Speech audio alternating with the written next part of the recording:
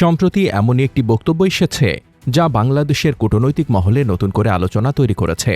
আসিয়ানের মহাসচিব কাও কিম হন বলেছেন, বর্তমান নিয়ম অনুযায়ী বাংলাদেশ এবং পাপুয়া নিউগিনি কোনো দেশে আসিয়ানের সদস্য হতে পারবে না, কারণ একটাই, ভৌগোলিক অবস্থান। কিন্তু প্রশ্ন হল, শুধু ভৌগোলিক কারণেই কি বাংলাদেশের মতো একটি দ্রুত বিকাশমান অর্থনীতির জন্য বিশ্বের অন্যতম গুরুত্বপূর্ণ আঞ্চলিক জোটের দরজা বন্ধ? চলুন বিষয়টি একটু গভীরভাবে দেখি। আসিয়ান অথবা association of South East Asian nations প্রতিষ্ঠিত হয় ১৯৬৭ সালে। বর্তমানে এর সদস্য ১১টি দেশ: Indonesia, Malaysia, Singapore, Thailand, Philippines, Vietnam, Brunei, Laos, Cambodia, Myanmar এবং সর্বশেষ সদস্য তিমুর লেস্তে। আজ আসিয়ান শুধু একটি রাজনৈতিক জোট নয়, এটি বিশ্বের অন্যতম বৃহৎ অর্থনৈতিক ব্লক। প্রায় ৭০ কোটিরও বেশি মানুষের এই বাজারে সম্মিলিত অর্থনীতির আকার ৪ ট্রিলিয়ন মার্কিন ডলারেরও বেশি।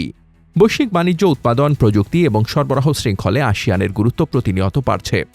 এ কারণেই বহু বছর ধরে বাংলাদেশ এই জোটের সঙ্গে আরও ঘনিষ্ঠ সম্পর্ক গড়ে তোলার চেষ্টা করছে। কিন্তু এখানেই রয়েছে একটি মৌলিক বাস্তবতা। আসিয়ানের সনদ অনুযায়ী নতুন সদস্য হতে হলে সংশ্লিষ্ট দেশকে দক্ষিণ পূর্ব এশিয়ার স্বীকৃত ভৌগোলিক অঞ্চলের অংশ হতে হবে। বাংলাদেশ আন্তর্জাতিকভাবে দক্ষিণ এশিয়ার দেশ হিসেবে স্বীকৃত। তাই অর্থনীতি, জনসংখ্যা বা কূটনৈতিক সম্পর্ক যতই শক্তিশালী হোক না কেন, বর্তমান সনদ অনুযায়ী সদস্য পদের প্রথম শর্তই বাংলাদেশ পূরণ করতে পারে না। অনেকে প্রশ্ন করেন, তাহলে তিমুর লেস্তে কিভাবে সদস্য হল? উত্তরটি সহজ। তিমুর লেস্তে দক্ষিণ পূর্ব এশিয়ার অংশ। তাদের অপেক্ষা করতে হয়েছে প্রশাসনিক সক্ষমতা এবং সদস্য রাষ্ট্রগুলোর রাজনৈতিক সম্মতির জন্য। কিন্তু বাংলাদেশের ক্ষেত্রে বাধাটি আরও মৌলিক, ভৌগোলিক পরিচয়। তাহলে কি নিয়ম পরিবর্তন করা সম্ভব? তাত্ত্বিকভাবে সম্ভব, কিন্তু বাস্তবে এটি অত্যন্ত কঠিন। কারণ আসিয়ানের সনদ সংশোধন করতে হলে সকল সদস্য রাষ্ট্রের সর্বসম্মত সম্মতি প্রয়োজন। আন্তর্জাতিক কূটনীতিতে এমন ঐক্যমত অর্জন খুবই বিরল। তবে এখানেই আরেকটি গুরুত্বপূর্ণ বিষয় রয়েছে। আসিয়ানের সদস্য না হওয়া মানেই দক্ষিণ পূর্ব এশিয়া থেকে বিচ্ছিন্ন হয়ে যাওয়া নয়। আন্তর্জাতিক সম্পর্কে সদস্য পদই সবকিছু নয়। বাংলাদেশ ইতোমধ্যে আসিয়ানভুক্ত দেশগুলোর সঙ্গে বাণিজ্য, বিনিয়োগ, নৌসংযোগ, জ্বালানি, ডিজিটাল অর্থনীতি এবং সামুদ্রিক সহযোগিতায় সম্পর্ক বাড়াচ্ছে। ভবিষ্যতে সংলাপ অংশীদার, খাতভিত্তিক সহযোগী কিংবা বিশেষ অর্থনৈতিক অংশীদার হিসেবেও সম্পর্ক আরও গভীর করার সুযোগ রয়েছে। বাস্তবে বাংলাদেশের কৌশলগত গুরুত্ব কম নয়। বাংলাদেশ এখন দক্ষিণ এশিয়া এবং দক্ষিণ পূর্ব এশিয়ার সংযোগস্থলে অবস্থিত একটি গুরুত্বপূর্ণ অর্থনীতি।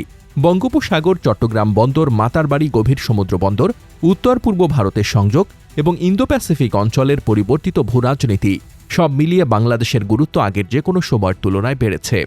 তাই প্রশ্নটি আজ আর শুধু আসিয়ানের সদস্য হওয়া নয়। প্রশ্ন হল, সদস্য না হয়েও বাংলাদেশ কিভাবে এই অঞ্চলের অর্থনৈতিক ও কৌশলগত অংশীদার হিসেবে নিজের অবস্থান আরও শক্তিশালী করতে পারে।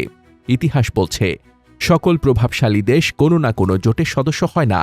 অনেক সময় একটি দেশের গুরুত্ব নির্ধারণ করে তার ভৌগোলিক অবস্থান, অর্থনৈতিক সম্ভাবনা, কূটনৈতিক ভারসাম্য এবং আঞ্চলিক সংযোগের সক্ষমতা। বাংলাদেশের ক্ষেত্রেও বাস্তবতা সম্ভবত সেটি।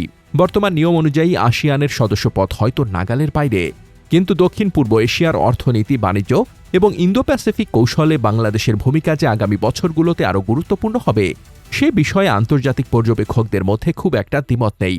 তাই আজকের সবচেয়ে বড় প্রশ্ন সম্ভবত এটি নয়, বাংলাদেশ আসিয়ানের সদস্য হতে পারবে কিনা, বরং প্রশ্নটি হল, বাংলাদেশ কি সদস্য পদের বাইরেও এমন একটি আঞ্চলিক শক্তিতে পরিণত হতে পারবে, যার সঙ্গে সহযোগিতা ছাড়া দক্ষিণ ও দক্ষিণ পূর্ব এশিয়ার ভবিষ্যৎ কল্পনা করা কঠিন হবে? সেই উত্তর নির্ধারণ করবে আগামী দশকের বাংলাদেশের কূটনৈতিক সাফল্যের গল্প।